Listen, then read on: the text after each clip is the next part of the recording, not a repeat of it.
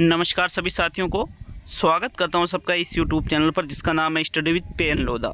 साथियों देखो, साइकोलॉजी का गोल्डन पेपर नंबर 12 है, स्पेशल टेस्ट है, बहुत ही ज़्यादा स्पेशल। अगर आप रीड भर्ती की तैयारी कर रहे हो, चाहे कोई से भी लेवल से हो, मनोविज्ञान का मेगा टेस्ट है ये। पूरे ही 30 क्वेश्चन करेंगे, पूरे ही, और इतने शानदार और लाजवाब प्रश्न देखने को मिलने वाले हैं जिसकी आपने कल्पना भी नहीं की होगी। तो चलिए शुरू करते हैं दोनों लेवल के लिए इस टेस्ट को। पहला क्वेश्चन देखेंगे साथियों, पूरे 30 प्रश्नों को देख करके जाइएगा, और मज़ा नहीं आए तो चैनल को अनसब्सक्राइब करके वीडियो को डिसलाइक करके वीडियो की रिपोर्ट कर दीजिएगा अगर मज़ा ना आए तो, ठीक है। तो चलिए शुरू करते हैं पहला क्वेश्चन। प्रारूपिक बुद्धि और सृजनात्मक संबंध को निम्नलिखित में से क्या स्पष्ट करता है? यू आकार का संबंध दोनों में है, उल्टा यू आकार का संबंध है, रेखीय नकारात्मक संबंध है, और इनमें से कोई नहीं। देखो, ज़्यादा से ज़्यादा इससे अगर लेवल ज़्यादा आ जाए एग्ज़ाम में साथियों तो मैं पढ़ना ही छोड़ दूंगा, यूँ मानो आप। इससे ज़्यादा लेवल अगर आपके आ जाता है तो मतलब मैक्सिमम लेवल मैंने इसमें रखा है, लगभग 10 प्रश्न तो फिर भी इजी ही रखे, लेकिन 20 प्रश्नों का लेवल बहुत ही हाई रखा है, ठीक है। हाई का मतलब है एग्ज़ाम वाले प्रश्न ज़्यादा से ज़्यादा आप कर सको अभ्यास में। तो चलिए इस क्वेश्चन का जो राइट आंसर देखेंगे, कौन सा विकल्प आपका सही है प्रश्न संख्या 1 में, तो आपका राइट आंसर आता है विकल्प नंबर 2, उल्टा यू आकार का संबंध होता है साथियों। कैसे होता है? प्रारूपिक जो बुद्धि, मतलब हमारी जो बुद्धि है और जो सृजनात्मकता है, इसमें इस प्रकार का संबंध होता है उल्टे यू आकार का, ठीक है। जैसे बुद्धि प्रारंभ में बढ़ती है तो सृजनात्मकता भी बढ़ती है, लेकिन एक निश्चित सीमा को पार करने के बाद यदि बुद्धि फिर भी बढ़ती है तो फिर सृजनात्मकता उस धीरे धीरे कम होती जाती है, ठीक है। तो इस प्रकार सृजनात्मकता और प्रारूपिक बुद्धि में उल्टा यू आकार का संबंध होता है। तो चलिए आगे बढ़ेंगे प्रश्न संख्या 2 पर। दूसरा क्वेश्चन देख लेते हैं। आपके प्रश्न संख्या 2 है, वीडियो को ज़्यादा से ज़्यादा शेयर कीजिएगा अगर वीडियो अच्छा लगे तो। मेरा मित्र इंजीनियरिंग में डिग्री कोर्स पूरा कर लेने के बाद मैनेजमेंट में स्नातकोत्तर कोर्स कर रहा है।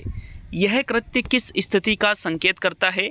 स्वलीन चिंतन का, अभिसारी चिंतन का, अपसारी चिंतन का, और मूल्यांकनकारी चिंतन का।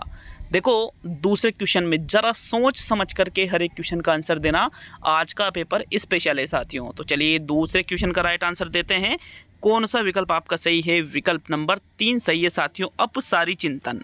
अपसारी चिंतन मतलब होता है सृजनात्मक चिंतन। सृजनात्मक चिंतन में मौलिकता कुछ पाई जाती है, कुछ नवीनता पाई जाती है, ठीक है। यहाँ पर देखो, मेरा मित्र इंजीनियरिंग में डिग्री कोर्स, मतलब इंजीनियरिंग उसने पूरी कर ली है, उसके बाद वो मैनेजमेंट में स्नातकोत्तर कोर्स कर रहा है। मतलब अभी अपसारी चिंतन में एक जगह स्थिर नहीं रहा जाता है, अलग अलग क्षेत्रों में घूमा जाता है, ठीक है। थर्ड विकल्प आपके प्रश्न 2 में सही रहेगा। तो चलिए आगे बढ़ेंगे प्रश्न नंबर 3 पर। तीसरा क्वेश्चन देख लेते हैं। आपके तीसरा क्वेश्चन है, निम्नलिखित में से कौन सा कारक बीमारी से शीघ्र स्वस्थ करने और शारीरिक विविधता के साथ ज़्यादा प्रभावी ढंग से जूझने में सहायता प्रदान करता है? तनाव, आशावाद, टाइप ए कारक और अनुग्रह। तो विकल्पों को अच्छी तरह से देख लीजिए, प्रश्न को समझ लीजिए और फिर इस प्रश्न का उत्तर दीजिए साथियों। अगर प्रश्न को आप समझ करके उत्तर देते हो तो बड़ी ही इजीली आप इसका आंसर बता सकते हो, बट अगर प्रश्न को समझा नहीं है तो इसका आंसर में फिर वही तुक्का ही लगाना पड़ेगा। तो चलिए राइट आंसर देखते हैं प्रश्न संख्या 3 में। कौन सा विकल्प आपके सही है? विकल्प नंबर 2, आशावाद। आशावाद का मतलब आप सभी जानते हो, किसी भी समस्या के प्रति, किसी भी नकारात्मकता के प्रति पॉजिटिव सोच होना, ठीक है। जैसे रीट का पेपर आ रहा है, डर लगता है यार क्या होगा, मुझे तो कुछ याद ही नहीं रह रहा है, अब पहले तो बहुत याद था लेकिन अब डर लगने लग गया है। लेकिन साथियों, एक होती है पॉजिटिविटी, आशावाद, कि नहीं मैं रीट को क्रैक करूंगा, मैं अच्छे से मेहनत करूंगा, मैं अपनी पूरी तैयारी के साथ रीट का पेपर दूंगा साथियों, और मैं सेलेक्ट होके दिखाऊंगा, वो होता है आशावाद।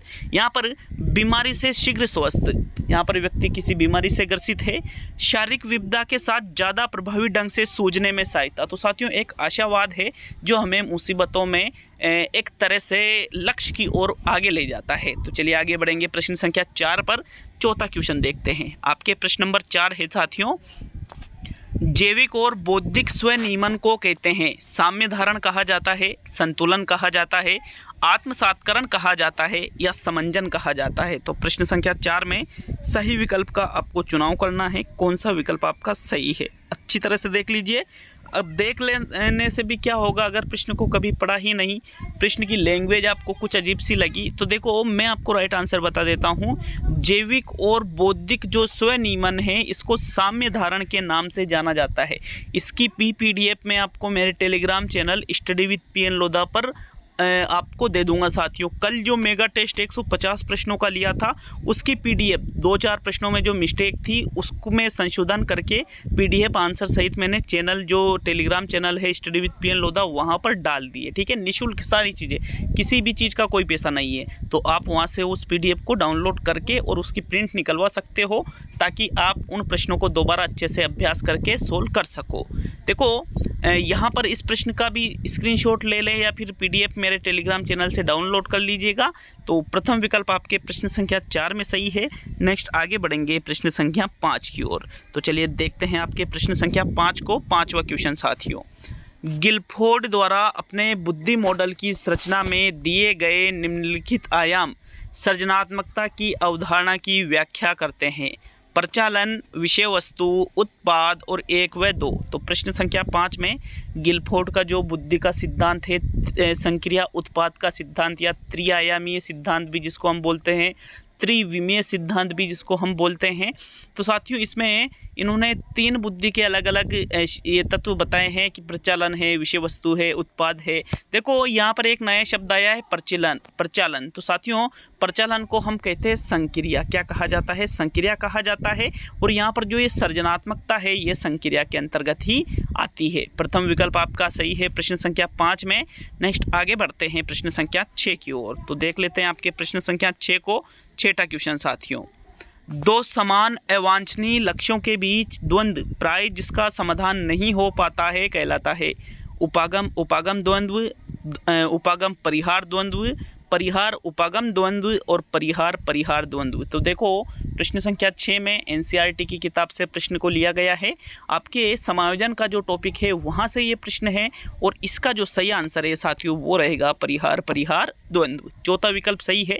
देखो 2 समान अवांछनीय मतलब जिसको हम नहीं चाहते हैं, वांछनीय मतलब जिसको चाहते हैं, और अवांछनीय मतलब जिसको नहीं चाहते, उनके बीच द्वंद्व। फिर भी उनमें से किसी एक का चुनाव करना पड़ेगा कि भाई या तो आप रीट का पेपर दो, नहीं कोई दूसरा उदाहरण देता हूँ कि भाई कोई भी आपके सामने 2 नौकरियां हैं, जैसे या तो आप 3rd ग्रेड की नौकरी लग जाओ या आप 2nd ग्रेड की नौकरी लग जाओ, लेकिन आप क्या चाहते हो कि मैं तो कलेक्टर बनूंगा। मैं तो इन दोनों नौकरियों को नहीं करना चाहता हूँ साथियों। अगर आपकी ये इच्छा है, अन्यथा आपको शादी के लिए कोई भी 2 लड़कियां बता दी, इनमें से किसी एक से शादी करनी पड़ेगी, या तो इससे कर लो या इससे कर लो, लेकिन नहीं आपको तो किसी तीसरी से ही करनी है। लेकिन अगर फिक्स कर दिया कि इन दोनों में से ही करना पड़ेगा, तो जिसको दोनों को नहीं चाहते फिर भी किसी एक को चुनना पड़े, वो होता है परिहार द्वंद्व।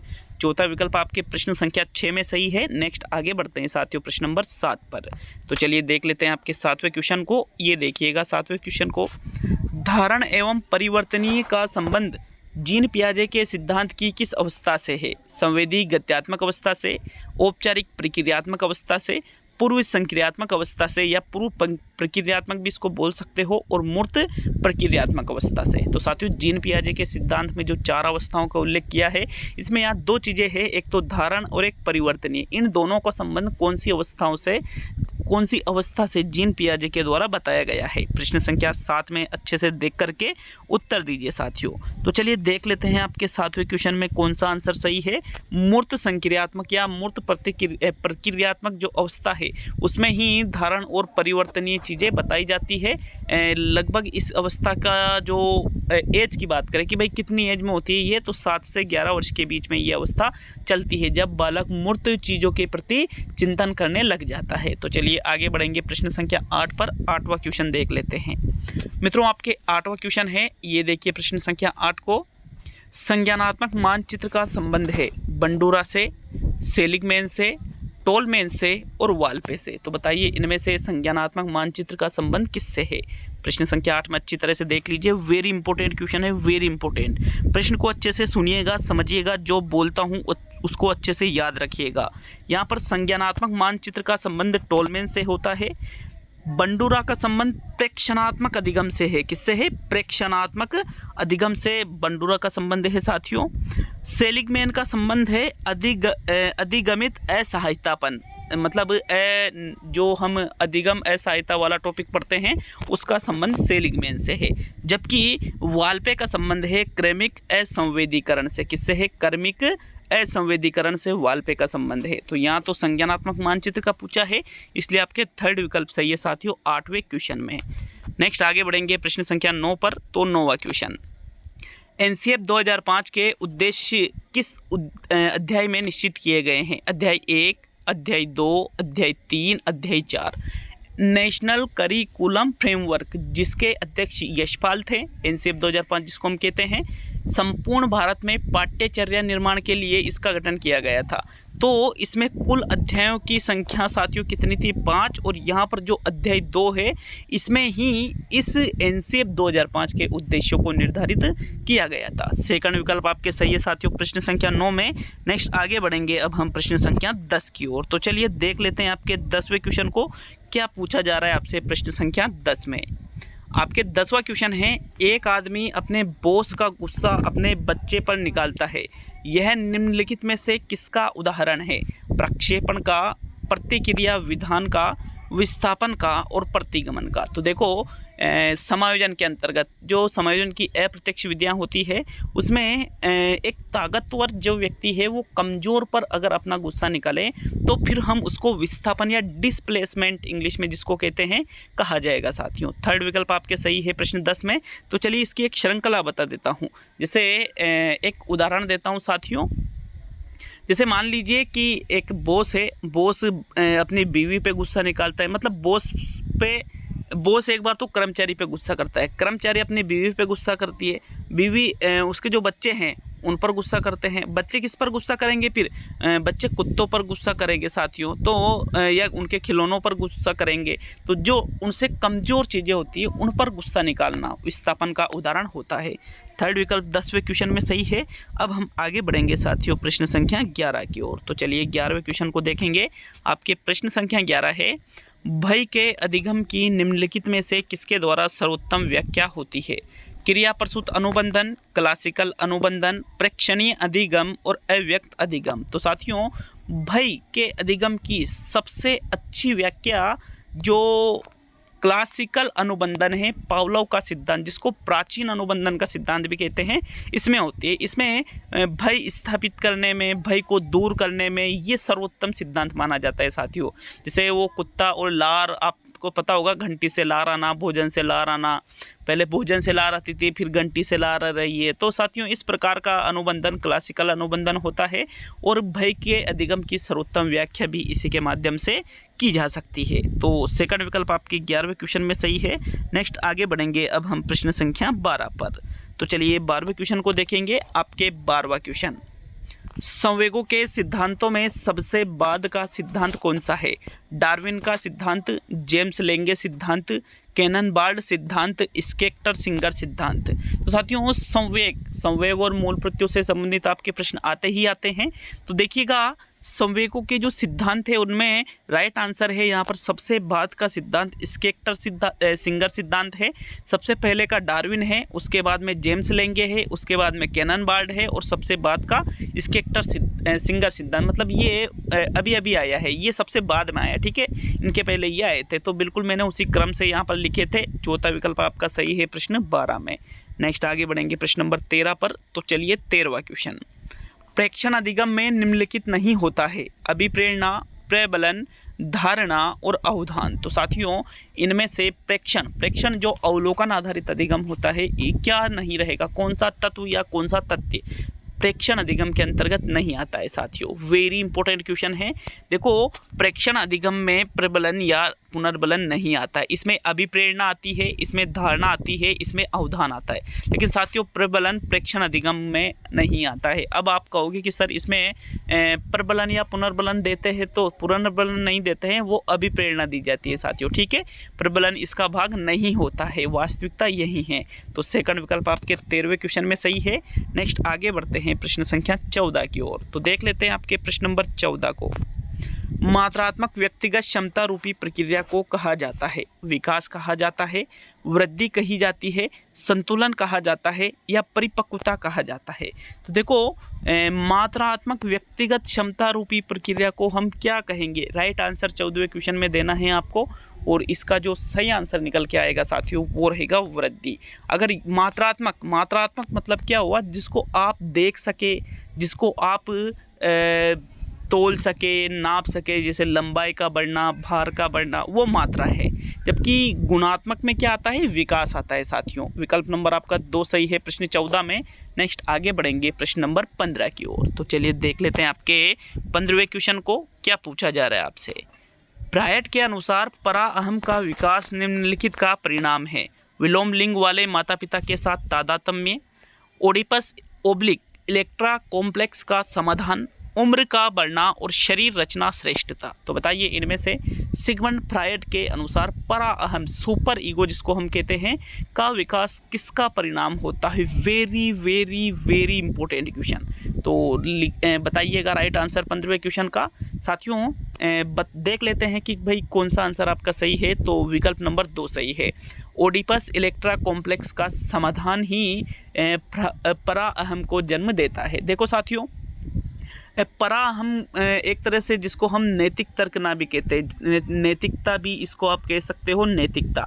तो नैतिकता का विकास बालक में जो ओडिपस ग्रंथि लड़कों में और जो इलेक्ट्रा ग्रंथि लड़कियों में पाई जाती है, जब इनका समाधान हो जाता है, जैसे इनमें क्या होता है विपरीत लिंग के प्रति आकर्षण होता है, ये शेषावस्था में फिर किशोर अवस्था में पाई जाती है। तो इसके समाधान के बाद ही व्यक्ति में नैतिकता का या फिर परा अहम का विकास उत्पन्न होता है। विकल्प नंबर आपका 2 सही है प्रश्न 15 में। नेक्स्ट आगे बढ़ेंगे साथियों प्रश्न संख्या 16 की ओर। तो चलिए देख लेते हैं आपके प्रश्न संख्या 16 को। 16वां क्वेश्चन, आनुवांशिकता की इकाई है क्रोमोसोम, निषेचित अंडा, जीन और युग्मज। तो बताइए इनमें से आनुवांशिकता की इकाई किसको मानोगे? 17वें क्वेश्चन में राइट आंसर दीजिएगा साथियों, कौन सा विकल्प आपका सही रहेगा। देखो आनुवांशिकता की इकाई जीन को माना जाता है। किसको माना जाता है? जीन को माना जाता है। आपके एक ना एक प्रश्न तो हर बार आनुवांशिकता से या वंशानुक्रम से 101% आता ही आता है साथियों। तो यहाँ पर जीन थर्ड विकल्प आपके सही है प्रश्न संख्या 17 में। नेक्स्ट आगे बढ़ते हैं अब हम प्रश्न संख्या 18 की ओर। देखते हैं आपके प्रश्न संख्या 18 को। लेकिन वीडियो अच्छा लगे तो लाइक शेयर जरूर कीजिएगा और हमें कमेंट करके जरूर बताइए साथियों कि भाई आपके 30 में से कितने क्वेश्चन सही हुए हैं साइकोलॉजी के इस पेपर में, और वीडियो कैसा लगा ये भी हमें कमेंट में जरूर बता करके जाइएगा। तो चलिए देखते हैं प्रश्न नंबर 18 को। आपके 18वां क्वेश्चन है साथियों, प्रथम नई राष्ट्रीय शिक्षा नीति 1986 के अंतर्गत कौन सा कार्यक्रम नहीं चलाया गया? पर्यावरण को पाठ्यक्रम में शामिल किया गया, सतत व समग्र मूल्यांकन का विचार प्रस्तुत किया गया, जवाहर नवोदय विद्यालयों की स्थापना की गई और शिक्षा को बोझ रहित करने का विचार दिया गया। तो बताइए इन चारों विकल्पों में से जो राष्ट्रीय शिक्षा नीति 1986 थी उसके अंतर्गत कौन सी क्रिया नहीं की गई थी साथियों? तो राइट आंसर आपको देना है। तो चलिए देख लेते हैं कि भाई आपका कौन सा आंसर इसमें सही है साथियों। तो आपके राइट आंसर है विकल्प नंबर 4, शिक्षा को बोझ रहित करने का विचार दिया गया। ये नई राष्ट्रीय शिक्षा नीति 1986 ने नहीं दिया था, बल्कि सबसे पहले बोझ रहित शिक्षा का विचार जो यशपाल प्रतिवेदन 1993 था वहाँ पर दिया गया था साथियों। बाकी नई राष्ट्रीय शिक्षा नीति में जवाहर नवोदय विद्यालयों की स्थापना की गई थी जिसको हम नवोदय विद्यालय कहते हैं। सतत व समग्र मूल्यांकन का विचार भी सबसे पहले यहीं पर दिया गया था। पर्यावरण को पाठ्यक्रम में शामिल करने का विचार भी यहीं पर दिया गया था। ठीक है, इसलिए आपके ये जो चौथा विकल्प है यही आपका सही आंसर रहेगा प्रश्न संख्या 18 में। तो चलिए आगे बढ़ेंगे अब हम प्रश्न संख्या 19 की ओर। आपके 19वां क्वेश्चन देख लेते हैं साथियों। आपके प्रश्न संख्या 19 है, ये देखिए 19वें क्वेश्चन को। थोड़ा बड़ा क्वेश्चन है, ये देखिए इसको हमने दिख रहा होगा सभी को, पूरा है ना। मैस्लो के पदानुक्रम के अनुसार निम्नलिखित आवश्यकताओं को क्रमानुसार बताइएगा।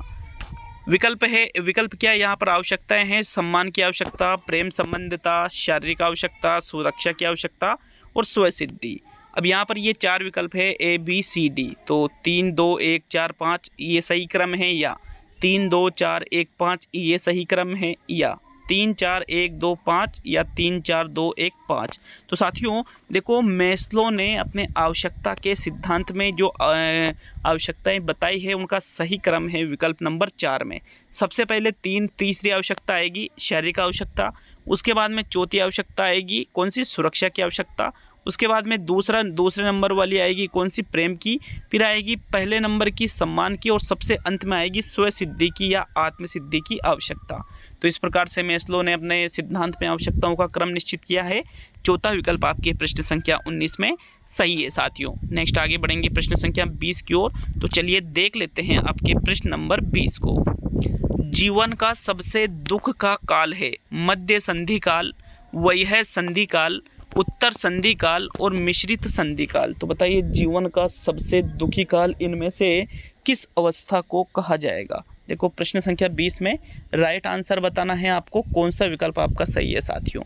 तो देख लेते हैं इसका राइट आंसर क्या रहेगा आपके विकल्प नंबर 2, वही है संधि काल, जिसको हम किशोर अवस्था के नाम से जानते हैं साथियों। किशोर अवस्था को जीवन का सबसे दुखी काल भी कहा जाता है। विकल्प नंबर कौन सा सही है, सेकंड विकल्प प्रश्न संख्या 20 में सही है साथियों। तो चलिए अब हम आगे बढ़ते हैं प्रश्न संख्या 21 की ओर। 21वां क्वेश्चन देखते हैं प्रश्न नंबर 21 को। अस्पष्ट उद्दीपकों की व्याख्या में किस मन की भूमिका महत्वपूर्ण होती है, चेतन मन की, अर्धचेतन मन की, अचेतन मन की और इनमें से कोई नहीं। तो देखो प्रश्न नंबर 21 में अस्पष्ट उद्दीपक मतलब जो उद्दीपक स्पष्ट नहीं होते हैं उनकी व्याख्या में हमारे अचेतन मन की भूमिका सबसे महत्वपूर्ण होती है, क्योंकि हम उन अस्पष्ट उद्दीपकों को अपने अचेतन मन के माध्यम से ही उनकी व्याख्या करते हैं कि भाई हमें जैसे रोर्शा का इंक ब्लॉक टेस्ट है, TAT परीक्षण है, वाक्य पूर्ति परीक्षण है इत्यादि, ये सारे ही अचेतन मन का ही अध्ययन करते हैं साथियों। थर्ड विकल्प आपके प्रश्न नंबर 21 में सही है। नेक्स्ट आगे बढ़ेंगे अब हम प्रश्न संख्या 22 की ओर। तो चलिए 22वें क्वेश्चन को देखते हैं आपके प्रश्न संख्या 22वां क्वेश्चन है। कुछ लोगों का मानना है कि कुछ वस्तुएं भाग्यशाली होती है और सफलता पाने में उनकी सहायता करती है। ऐसे अंधविश्वास निम्नलिखित का परिणाम होते हैं, अंतर्दृष्टि का परिणाम, व्यवहार आशोधन का कार्यक्रम, ऑटो शेपिंग या स्व आकृतिकरण और टोकन अर्थव्यवस्था तंत्र। तो बताइए इनमें से कौन सा विकल्प आपके प्रश्न संख्या यहाँ पर 22 में सही है। तो देखो राइट आंसर है आपके ऑटो शेपिंग। ऑटो शेपिंग मतलब जिसको स्व आकृतिकरण भी कहा जाता है। क्या होता है ये, आपने देखा होगा कि कई लोग ऐसा बिलीव करते हैं कि यार ये अंगूठी जब मैं पहनता हूँ या फिर ये मोबाइल मेरे पास रहता है या फिर ये चीज़, ये चेन मेरे पास होती है इत्यादि कोई भी चीज़, तब ही मैं सफल हो पाता हूँ, तब मैं कभी भी असफल नहीं होता हूँ। तो ये जो अंधविश्वास इस तरह का जो है वो किसका परिणाम होता है, ऑटो शेपिंग या स्वाकृतिकरण, उसको मनोविज्ञान की भाषा में कहा जाता है। थर्ड विकल्प आपके सही है साथियों 22वें क्वेश्चन में। नेक्स्ट देखेंगे प्रश्न संख्या 23 को। तो 23वां क्वेश्चन आपके है मित्रों, ये देखिएगा। CWSN का अर्थ है मजबूत आवश्यकता वाले बालक, एकांकी आवश्यकता वाले बालक, विशिष्ट आवश्यकता वाले बालक और मृदु आवश्यकता वाले बालक। देखो विद्यालय में जो बच्चे पढ़ने आते हैं उनमें एक और चीज़ होती है CWSN। तो वहाँ पर CWSN को कहा जाता है विशिष्ट आवश्यकता वाले बालक। सरकार इनके लिए काफ़ी सुविधाएं देती है साथियों। अगर विद्यालय में कोई CWSN वाला बालक होता है, CWSN मतलब जिन बालकों को विशिष्ट आवश्यकता की जरूरत पड़े, जो सामान्य बालकों की तरह जीवन यापन नहीं करते हैं। अब CWSN में भी अनेक प्रकार की समस्याएं होती है, जैसे कोई मान लीजिए कोई बहरा बहुत ज़्यादा किसको दिखाई नहीं देता है, या मानसिक रूप से कोई बालक बिल्कुल ही अपनी कहता ना कि भाई ये मंदबुद्धि है, इसका तेरे में दिमाग नहीं है क्या, तुझे कुछ भी नहीं आता है, ढंग से बोल नहीं पाता है, ढंग से चीज़ों को लिख नहीं पाता है, या अन्य कोई भी चीज़ें साथियों जो विशिष्ट रूप से हो, सामान्य की तरह न हो, वो सभी CWSN के अंतर्गत आ जाते हैं। तो थर्ड विकल्प आपके प्रश्न 23 में सही है। नेक्स्ट प्रश्न नंबर 24। शिक्षण का सत्तावादी स्तर है शिक्षक केंद्रित, छात्र केंद्रित, प्रधानाध्यापक केंद्रित और अनुभव केंद्रित। तो बताइए इनमें से शिक्षण का सत्तावादी स्तर कौन सा रहेगा साथियों। सत्तावादी स्तर मतलब जिसमें एक किसी विशेष व्यक्ति की ही सारी चीज़ें माननी पड़े, सारे आदेश उसी के मानने पड़े, वो जो कुछ कहे वो ही करना पड़े, तो साथियों वो होता है शिक्षक केंद्रित। छात्र केंद्रित तो साथियों इसको हम बाल केंद्रित भी कहते हैं। बाल केंद्रित के दो, छात्र केंद्रित के दो, प्रजातांत्रिक के दो, जिसमें बालकों के द्वारा क्रियाएं की करके सीखा जाता है, बालकों को ध्यान में रख के पाठ्यक्रम बनाया जाता है, वो चीज़ें छात्र केंद्रित में आती है। विकल्प नंबर आपका एक सही है 24 में। नेक्स्ट प्रश्न नंबर 25, 25वें क्वेश्चन को देखेंगे। ये देखिए प्रश्न नंबर 25 को, विषम को चुनिए। विषम को आपको चुनना है, आवश्यकता, प्रेरणा, प्रोत्साहन और दंड। तो देखो विषम मतलब अलग या असंगत या असंबद्ध, तो यहाँ पर दंड साथियों असंबद्ध या असंगत या विषम है। क्यों? क्योंकि आवश्यकता, प्रेरणा, प्रोत्साहन तीनों ही क्रिया को बढ़ाती है, लेकिन दंड साथियों ये क्रिया को कम भी करता है, बढ़ाता भी है, और ये एकदम से विपरीत है। क्या है? एकदम से विपरीत है, अलग है। विकल्प नंबर आपका 4 सही है प्रश्न नंबर 25 में। नेक्स्ट प्रश्न संख्या 26 पे आते हैं। तो चलिए 26वें क्वेश्चन को देख लेते हैं। आपके प्रश्न संख्या 26 है, पिछड़े बालकों के लिए शैक्षिक उपलब्धि की अवधारणा किसने दी? गार्डन ने, शोनेल ने, बर्टन हॉल ने और सिरिल बर्ट ने। तो साथियों पिछड़े बालकों का नाम सभी ने सुना होगा। ऐसे बालक जो अपनी कक्षा के सामान्य बालकों से शैक्षिक स्तर में पीछे रह जाते हैं, पिछड़ जाते हैं, पिछड़े बालक कहलाते हैं। 80 से 90 इनकी IQ मानी जाती है साथियों। बुद्धि लब्धि की अगर हम बात करें 90 से ऊपर तो भाई वो सामान्य बालक में चला जाएगा। तो इसकी जो अवधारणा है ये सिरिल बर्ट के द्वारा दी गई। चौथा विकल्प आपके प्रश्न नंबर 26 में बिल्कुल सही है। नेक्स्ट अब हम देखते हैं प्रश्न नंबर 27वें क्वेश्चन को। तो 27वां क्वेश्चन, निम्न में से कौन सा अधिगम को प्रदर्शित करता है? हाथ जोड़कर अध्यापक का अभिवादन करना, स्वादिष्ट भोजन देखकर मुंह में लार आना, चढ़ना, भागना व फेंकना 3 से 5 वर्ष की अवस्था में, और इनमें से सभी। कौन सा विकल्प आपका 27 में सही है? अधिगम को कौन सा प्रदर्शित कर रहा है साथियों? ये देखो रीट में आया हुआ मतलब आरटेट में आया हुआ क्वेश्चन है साथियों, और इसमें आपको कहीं जगह पहला मिलेगा, कहीं जगह दूसरा मिलेगा, कहीं जगह तीसरा मिलेगा, कहीं जगह चौथा मिलेगा। लेकिन मैं इसका आपको ऑफिशियल आंसर की है उसका आंसर बताऊंगा, जो बिल्कुल आप सोच रहे हो। हाथ जोड़कर अध्यापक का अभिवादन करना ये अधिगम को प्रदर्शित कर रहा है। स्वादिष्ट भोजन देखकर मुंह में लार आना ये कोई अधिगम थोड़ी है भाई, ये तो स्वाभाविक क्रिया है। ये अधिगम कहाँ हुआ? चढ़ना, भागना, फेंकना 3 से 5 वर्ष की अवस्था में, ये कोई अधिगम नहीं, ये तो परिपक्वता के कारण होता है साथियों। तो इसलिए ओनली प्रथम विकल्प ही 27 में आपके सही है। नेक्स्ट देखेंगे प्रश्न नंबर 28 को। 28वां क्वेश्चन देख लेते हैं। ये देखिए, मोर्सले व्यक्तित्व परीक्षण की व्याख्या किसने की? मुर्रे ने, आइंजैक ने, केटल ने और रोजेनोप ने। तो साथियों लिख लीजिए क्वेश्चन को, या फिर PDF में ही देख लेना। बार बार कह रहा हूँ लिख लीजिए, इसके लिए माफ़ी चाहता हूँ। क्या आदत पर चुकी है, जो इम्पोर्टेंट क्वेश्चन लगता है उस पर ज़्यादा बोलने की आदत है। तो साथियों इम्पोर्टेंट क्वेश्चन है, राइट आंसर है हेंस आइंजैक। हेंस आइंजैक से संबंधित प्रश्न आया था अंतर्मुक्ता बहिर्मुक्ता 2016 में। वहाँ पर देखो वो तो अंतर्मुक्ता बहिर्मुक्ता ये चीज़ तो सभी को पता है। पहले तो क्या हेंस आइंजैक का नाम कोई ने पहले NCERT RBSC कोई नहीं पढ़ता था, मैंने खुद ने भी नहीं पढ़ी थी। लेकिन जब पता चला कि यार क्वेश्चन तो यहाँ से बनते हैं, तब से लोग NCERT RBSC पढ़ने लगे हैं। अब देखो हेंस आइंजैक ने अंतर्मुक्ता बहिर्मुक्ता दिया है, सांवेगिक स्थिरता मनस्तापिता दिया है, इत्यादि एक और प्रकार है, थोड़ा ध्यान से उतर रहा है साथियों। ये इसको ही मोडसले व्यक्तित्व परीक्षण के नाम से जाना जाता है। विकल्प नंबर आपका 2 सही है प्रश्न 28 में। अब यहाँ पर क्या, यह सब कुछ था, बस मोडसले व्यक्तित्व परीक्षण ये नाम आते हैं कि अरे यार ये कौन सी चीज़ आ गई। नहीं, इजी चीज़ है, बस पढ़ी नहीं है आपने। विकल्प नंबर आपका 2 सही है 28 में। नेक्स्ट आगे बढ़ेंगे प्रश्न संख्या 29 पर, जो कि आपके सेकंड लास्ट क्वेश्चन है साथियों इस टेस्ट का।